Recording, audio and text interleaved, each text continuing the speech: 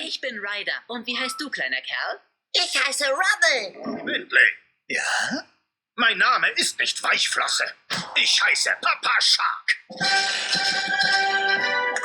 Ich heiße Aria. Danke. Ich heiße Scarlett. Starlands berühmte Designerin. Scarlett. Mann, oh Mann, bin ich aufgeregt. Ist hier jemand? Hallo? Willkommen in der Illumina Arena.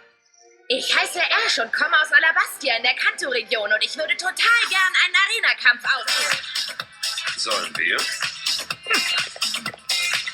Oh, du bist neu hier. Wie heißt du? Zoe. Ich heiße Zoe.